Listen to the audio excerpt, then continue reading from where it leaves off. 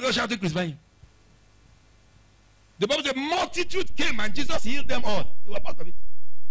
And the night came, we don't agree, we know Jesus must die. Crucify him, crucify.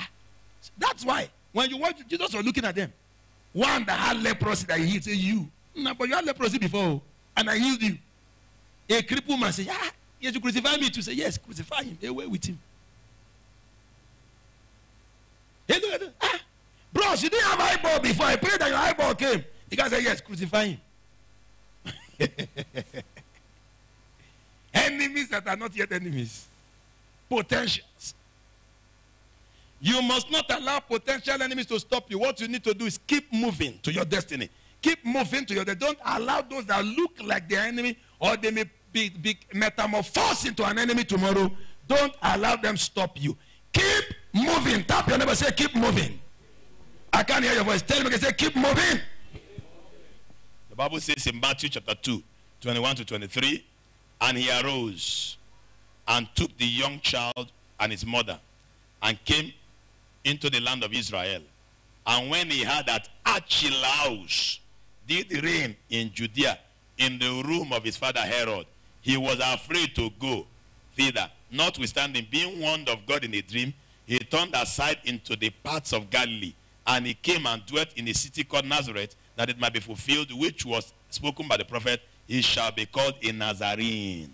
He prayed to God. God said, don't go there. That is a potential enemy. That guy had not fought Jesus before. He never declared any war against Jesus. But when he was afraid, he went and asked God. God said, that's a potential enemy. Don't go there. May God teach you how to handle potential enemies. Am I in the right area? May God teach you how to handle potential enemies. Number 5.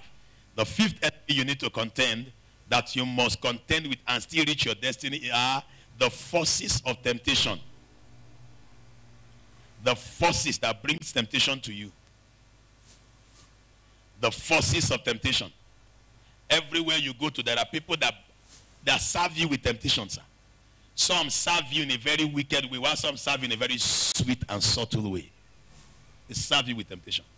The forces that serve temptation. They serve you temptation, ice cold, some very hot temptations. Are you following me? People that will come and teach you how to live a wicked life. People that will come and teach you how to disobey God. People that will come and give you other clues and keys of how to operate without God.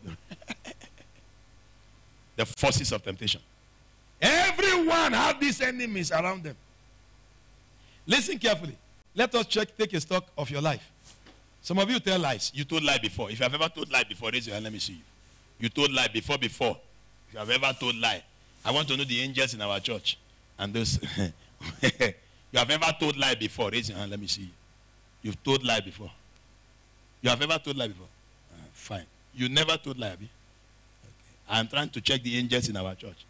Fine. He said the angel of the church of. I want to know the I want to know the angel of the church of what angels. Now listen. Listen carefully. Somebody taught you how to lie. Fine, you may be doing the kwe lie on your own. Who took the biscuit? Say, not to me. They say, Mommy, it's me, I took it. But one day, somebody taught you how to lie by lying and standing. And you know the guy is lying. And it covers up. And nobody knows. And then you know this guy lies. And you started lying like him. Somebody told you, stop it. Must you tell everybody what you did? Just shut up your mouth and pretend you didn't do it. And that's why you started pretending. Those that get into pornography, somebody taught them. Yes. Those that go to masturbation, somebody taught them. I said, do like this and do like that, and then you masturbate. And they go try it. Every evil you see, every temptation you see people fall into, somebody taught somebody how to do it. There are agents of the devil that serve you temptations. The Bible says in Matthew chapter 4, from verse 1 to 11, that the devil was the one that served Jesus' temptation by himself. Listen carefully. Your own, it is one human being that came to serve you the temptation. It's an agent of temptation. The fornication you committed, somebody came to teach you, serve you. And tell, why are you behaving like a Jew? You don't know that you can do like this and do like that. And you are pretending that you are not deputy God, vice Jesus, assistant Holy Ghost. You are too spiritual. You are too... And they keep pushing you, keep pushing. Okay, what do you say? Okay, just let the guy hug you a bit. It's just a little hug. And the thing started from there. Temptation. Are you hearing me, somebody? Temptation is one of the greatest things that stops people in destiny. You must not allow temptation to stop you. Overcome temptations. Do not allow temptation to stop you. Overcome temptations. There are times when you are tempted to be angry. When you fall into the temptation of anger, you can destroy your own destiny by yourself. I told you the story of one lady. She made a mistake in the early part of her life. She got pregnant for somebody. She gave birth to a child. She hated herself for it. After some years, she repented from her sins and started coming to church. She became very dedicated. She was both in the ushering and in the choir and became very useful in church. But she had a baby. She didn't have a good job to do. So one day, the pastor decided to help her. The pastor said he was praying in the house on Saturday, preparing for Sunday service, and God said, give this lady a check of 100,000 to start a business so that she will not be a nuisance and then she will not be falling into further temptations. So the pastor prepared the money. I don't know what happened to the pastor that money. See, when devil is attacking you, it can make many things happen against you. The pastor woke up and didn't get to church early. By the time when the pastor was getting to church, it was already getting time to preach. So the pastor was ushered in by the ushers, and he ran in, sat down to preach. He stood up and preached. Before he preached, he remembered what God told him. He told the protocol officer, please, tell Sister Lagbaja, that sister that sings, the sister that will tell her she must see me today unfailingly after the service. He said, all right. While the pastor was preaching, some people came in from America, from Australia, to visit the church, and they wanted to see the pastor. As soon as the service was over, the people were following the pastor. So the pastor told the protocol officer, please tell her she must see me. Let me attend to this guest, then I'll see her. When they went upstairs, the pastor began to talk with the people that came to visit him from America. And the thing took long. They were asking for a date. They were asking for a book. The people had a discussion with the pastor. It took a long time. The pastor was trying to make sure they are happy. The pastor told the protocol, tell her to wait. While the pastor was still talking with them, she got angry. She said, I'll stay there for more than 1 hour. Get to the second hour. I have other things to do. Huh? What kind of pastor is this one? For what? Huh? What? Hey, he's also a man. He's a man like me. Protocol officer, tell him I've gone. If you want to see me, you see me another time. Aye, all of us are serving God. Aye, it's God we are all serving. Huh? We're serving. And she bounced out of the church. Very angrily. She shouted. The protocol officer was amazed. She left. Not up to 10 minutes that she walked out, the pastor started seeing the people from America off. Protocol officer, I hope that sister is just waiting. I want to see them up to their car. Then I talk to her. The protocol officer kept quiet. The people entered the car and zoomed off. The protocol officer told the pastor that the lady left 10 minutes ago. Didn't you tell her I said she should wait? The protocol officer said, he said I should tell you that you are a man. Eh? What did he say? I should tell you that you are a man. And how can you be wasting his time because of you came from America? The pastor got angry. I said, me? Wonderful. He got to his office and said, see, I've already written the check in her name. I want to tell her why God said I should give her this check. But she's not a man. Fine. The pastor taught the check. Drop in dustbin. Taught the chapter. The protocol officer went and told her, you see, we messed up. He said, pastor is a man. I told him what you said. He said, why did you tell him? He said, why would I tell him?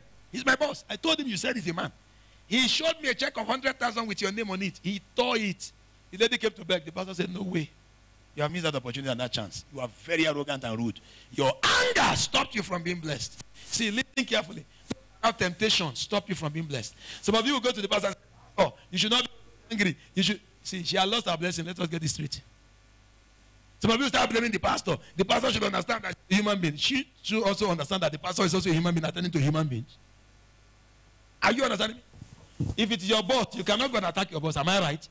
But it's a pastor. You start pushing the pastor. The pastor said, no way, until he convinces me to do it again. For now, I'm not convinced. So close that chapter, madam. Keep serving God. If you want to leave the church, it's okay also. So the lady is still serving around, trusting God for another breakthrough. Your temptation can make you not to enter your blessings. Overcome temptations. The Bible says, blessed are those that will overcome temptation because they will wear the crown of life. Overcome temptations. Don't allow temptations hinder you or stop you. Everyone passes through temptations. Don't allow temptation destroy your tomorrow. Somebody is tempting you and telling you he wants to marry you. I was watching a tape yesterday while I was preparing for this service. I saw a certain lady that was picked up by a prophet. And the prophet said, your husband is in prison. She said, yes. Huh? Your husband has been in prison since 2009. He said, yes. But you had this baby 3 years ago. He said, yes. He said, a certain man approached you and told you he loves you. And you fell into his laps. And you got pregnant and you gave birth to this baby. Your husband was expecting you to visit him in the prison as usual. But you did not. And your husband began to ask why. And they told your husband now that you have a baby. And your husband will be set free on the 20th of this month. The lady said, I know. And your husband has sent a message to you that as soon as it comes out, you are dying, the baby is dying, and the man who made you pregnant is dying. And you know he will do it. She said yes. She started crying. She fell into temptation. Close to when her breakthrough was coming. Recently, a woman died in South Africa. Winnie Mandela. She was the one fighting for her husband when her husband was a freedom fighter. She wanted her husband delivered. She moved to Nigeria, moved to every part of the world, and people even wax record because of her. Winnie Mandela pushed. She was a freedom fighter. But few days, few months before her husband was set free, she started dating the bodyguard. When her husband came out, she continued the dating. Because the Bible says to us, you cannot hide fire in your bosom. That's what love does. It will disgrace you. Oh, you don't know? When you are loving somebody, one day you show it publicly. Secret love. It will show up one day. It's like smoke. Phew! You say, there's smoke here. You not trace it. You see the fire. That's it. So, she lost when her husband finally became president. All she labored for, another woman came to eat. Samora Machel's wife. I don't know whether they destined that woman to be marrying president. She married a president and the president died. She married another president, not an ordinary man. She now remarried the man. And the real woman that fought for his freedom fell into temptation. Don't let temptation truncate your destiny. Did you get that? So temptation is an enemy. Have you marked that temptation? Anybody tempting you is an enemy. Ask your neighbor, what are you doing to me? Are you tempting me? I'm seeing you as an enemy. Thou shalt not tempt me. All right, let's go. What are we now? Number 5, now number 6.